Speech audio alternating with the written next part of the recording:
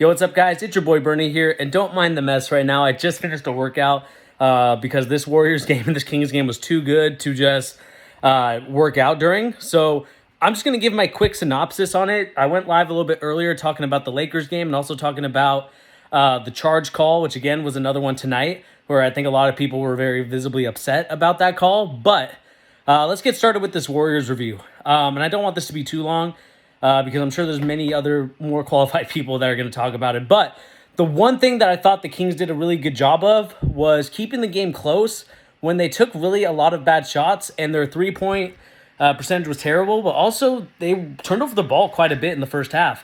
I didn't think De'Aaron Fox got going until the second half, and I thought Sabonis, again, kind of played a little shaky, a little timid, especially from the first game. He was really timid and shaky. But this game he played a lot better, but still at the beginning, it just wasn't there. Harrison Barnes came to play. He was looking like his old Golden Warrior self with the way that he was just dunking on two of his teammates, I believe Green and Thompson. And it was good to see him kind of take advantage of some of the mismatches that he had. Again, he's playing that Wiggins role for the Kings where he needs to take advantage of whatever matchup he has and just score on him. And he did that once against Klay Thompson with a nice little back down. Got him with a little spin move, nice layup finish. I thought the Warriors, they're a little fraudulent in the sense that they're not having that same third quarter energy that I thought they normally have. So, for example, in the latter couple years, like the third quarters was always known as Warrior time. And every time in the third quarter, you would hold your breath thinking, crap, this is when they're going to make their run. But it ended up not happening for them. And, I think it's a little bit of a concern if you're a Golden State Warrior fan, especially on the road. I think it doesn't really matter for me, to be honest, about what's going on in terms of the rest of the quarters. But it's a huge concern if you're a Golden State Warriors fan to know that the third quarters are not happening. Like the Steph Curry 3 parade that usually happens is not happening. The Klay Thompson, I don't know why I keep calling him Tristan. Klay Thompson. The Klay Thompson 3-point barrage in the third quarter is not happening. Draymond Green's quick ball movement is not what it is right now. I think that's also a concern as well. I thought that the Warriors seemed to be very careless of the basketball, and that's kind of been their kryptonite really since the inception of this team. I think they've just gotten really lucky with the fact that no team has really capitalized on their turnovers. But another year older, the Warriors, again, are not having those transition points the way that the Kings are. Like, if you look at De'Aaron Fox and Sabonis, like, they're running to their spots. Mike Brown is telling him, hey, you need to get to your spots and shoot the shots. And you can clearly see that that's working for them, and it's a good thing for the Kings to be in that predicament where they can take advantage of that situation because they are the younger team. Offensively, they're one of the best teams in the NBA during the regular season, and it's carrying over into the postseason. That was one of my big concerns going into the playoffs for them was, can they continue the offensive output that they've shown in the regular season? And it looks like it's here to stay.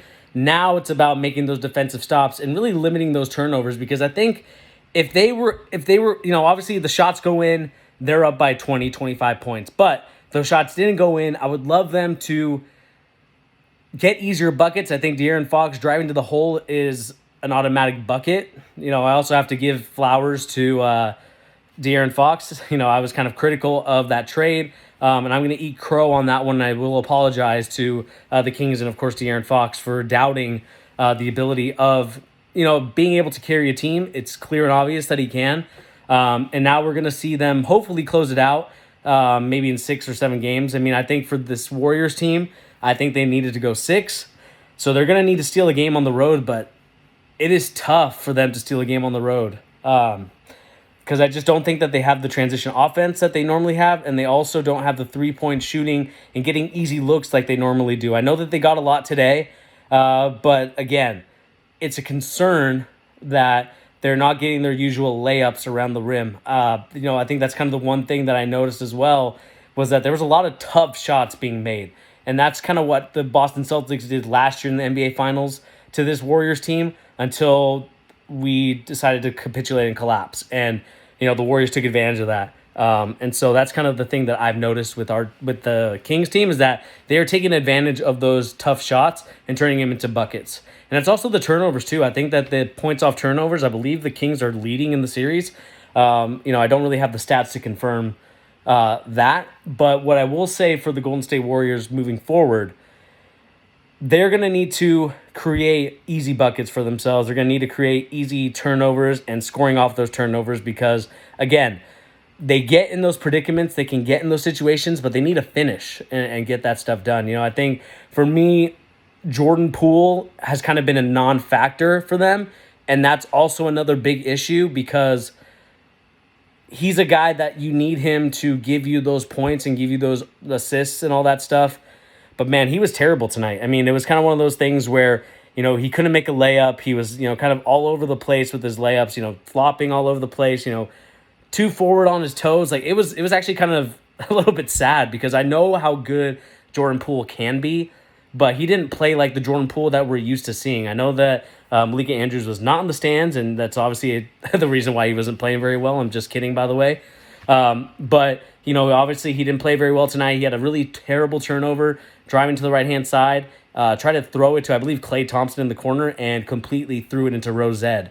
And that's also a huge concern for the Warriors as well because if you're not getting anything from DiVincenzo, if you're not getting anything for Jordan Poole, you're going to have to rely on Curry and Thompson to get you the points. I think that's a little bit of a tough challenge. And Andrew Wiggins still coming back into form, so I'm not really expecting much out of him, but they're going to need him as well in order to continue growing and evolving as a player and as a team, especially if they want to get to the finals and win the championship. They're going to need that Andrew Wiggins from last year to come in. But let me know what you guys thought about the game in the comment section down below. Are you guys excited? Are you guys worried if you're Golden State Warriors fans? If you're Kings fans, are you feeling great about it? The only thing I will say about the Sabonis-Draymond Green incident, look, Sabonis knew what he was doing when he was grabbing his foot. I know that those two have been battling. It's playoff basketball, like Sabonis said in his pregame or postgame speech to, I believe, Greenberg. It's playoff basketball. I mean, what do you expect, right? I mean, it's kind of one of those things where both guys are going to go super hard. Both guys are going to try to create fouls for one another and get the other person out.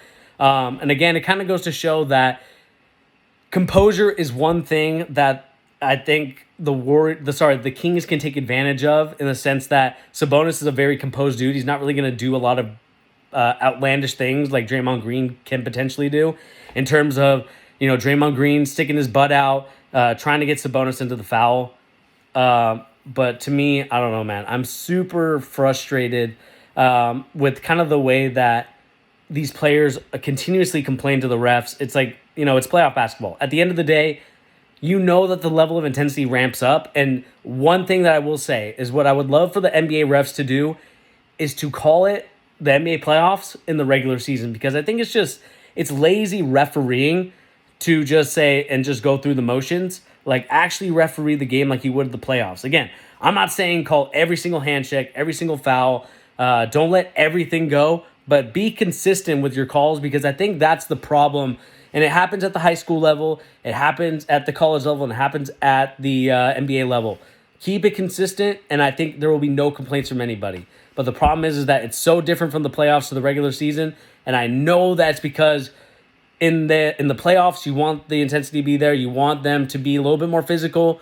But at the end of the day, you have to call the game the right way and the same way throughout the whole season. Anyway, guys, my name is Bernie. Let me know what you guys thought about this game. It was an amazing game. It was fun. It delayed my workout. I got through it, and I am out of breath, as you can probably hear for the rest of this video. So I do apologize if I do sound out of breath, but I'm just letting you know what I thought about the game. Let me know what you guys thought about the game in the comment section down below. Anyway, guys, I'll catch you later. Peace.